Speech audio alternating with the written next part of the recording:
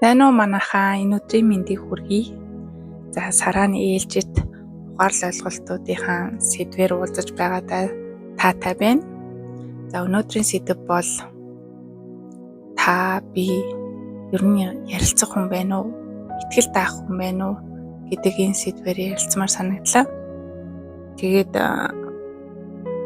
би ингээд өмнө нь найзуудтай ингээд амьдралынхаа асуудлуудыг аягүй их ярьдаг байсан. Одоо ч гэсэн ярьдаг. Гэхдээ өмнө нь бол нэлээд дэлгэрэнгүй ярьдаг байсан.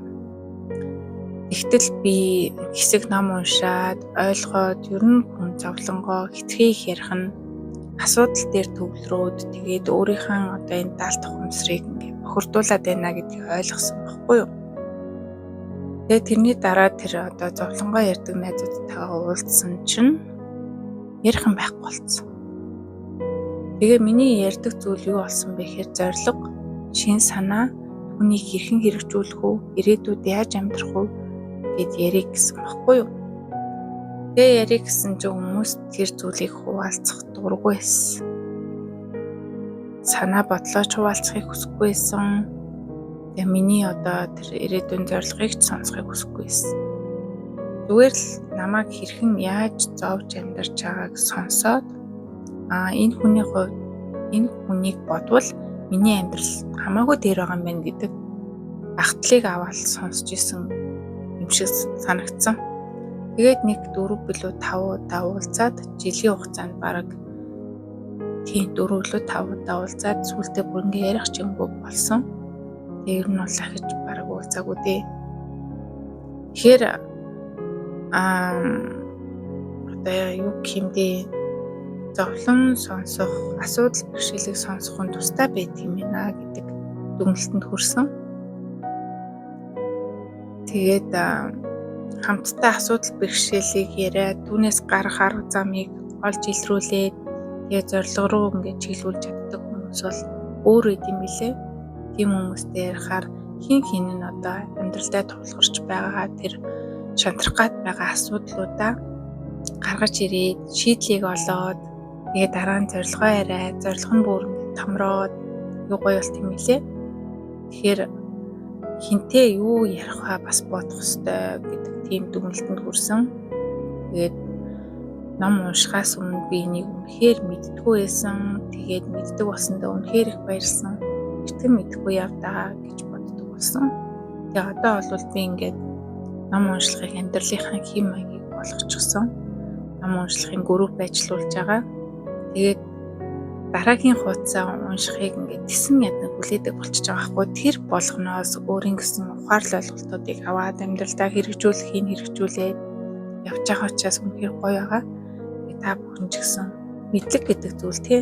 Бид нар ингээд жаргалтай байхыг хүсэж байгаа боловч жаргалтай байх тэр мэдлэг нь байхгүй байгаа нь өөрөө бидрийг зовлонд оргаад байгаа юм байна гэдэг тэр жинхэнэ шалтгаан нэг болсон.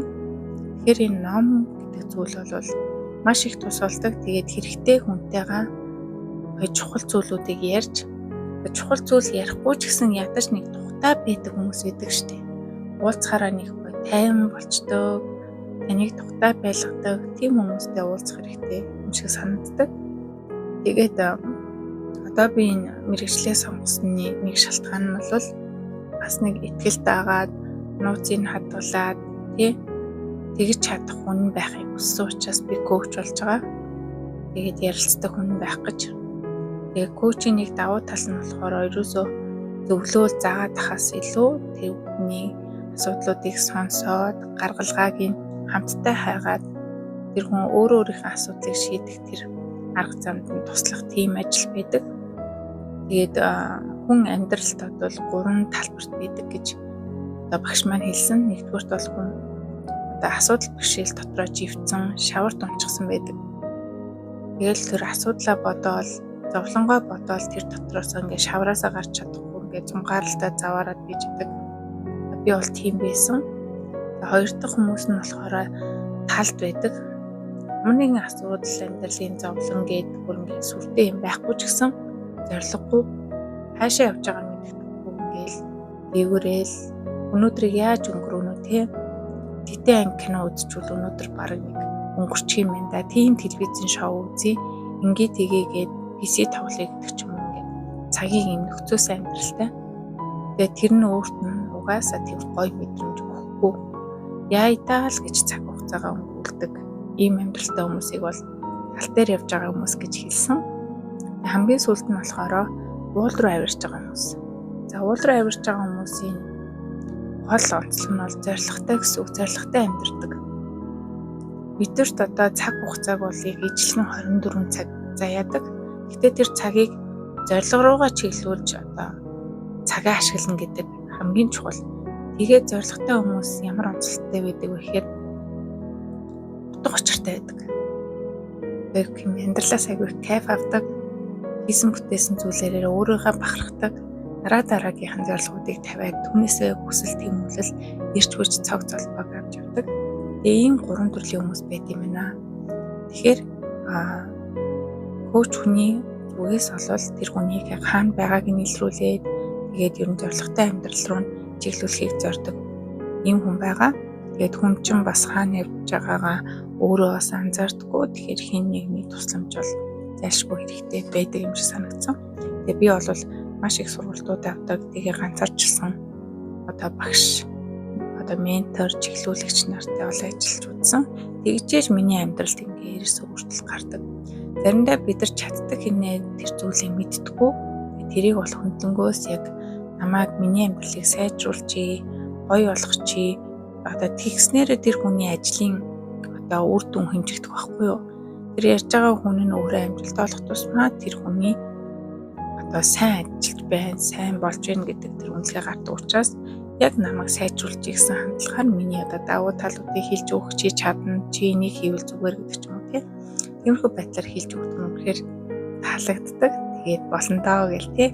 Тэгэхэд ч ингээл хорлох гэсэн чамааг унгаах гэсэн хүмүүс бол ингээд организм ингээд дасгал хийж ийн эрүүл зүй хоолж ийн. Яах юм? Зүгээр л дураараа идэвчтэй угаачтай амьдрал сайхан штэ гэдэг ч юм уу. Энэ байдлаар бас хойшлуулдаг. Тэгэхээр тэрийг бас ялгаж салах хэрэгтэй шиг санагдсан. Тэгэхээр хэрвээ танд одоо ингээд ярилцах хүн байхгүй ч юм уу тийм ийм асуудал ах юм бол та коуч, сэтгэл зүйчтэй холбогдож өөрөө гэсэн одоо ярилцах цагийг аваад ярилцах боломжтой байдаг шүү. Гэхдээ хүний бас зөв сонгох хэрэгтэй. Одоо vibe буюу тэр энерги хэлбэлцэл долгион таарна гэдэг зүйл байдаг. Тэгэхээр яг тэр зүйл нь мэдрэгдээ. За би энэ хүнтэй л ярилцах хэрэгтэй юм байна. Энэ хүнтэй ярилцах юм бол би яг амьдралдаа гаргалгаа олох юм байна. Эсвэл тайвшрах юм байна гэдэг ч юм. Тийм мэдрэмжийг авдаг. Тэгээ тэр хүнээ сонгоод гоё ярилцдаг байгаарай. Тэгээ олон хүнд өөрийнхөө асуудлыг бас ярих димээ санагдсан. Нэг юм уу 2 хүн байхад л болно. Олон хүнд яриад хар хинт юу ярьснаа санагдахгүй. Дахин ярьсан юм да автаж яриад байдаг тохиолдол байдаг. Юм учраас бас тэгж хараасаа гэж хүсэж байна. За ингээд өнөөдрийн ярих сэдвүүгээр дуслаа. Тэгээд ярилцдаг хүнтэй болоорой, амьдралынхаа асуудлыг шийддэг байгаарай, зоригтой амьдраарай гэж хүсэж байна. Баярлалаа. Баяртай.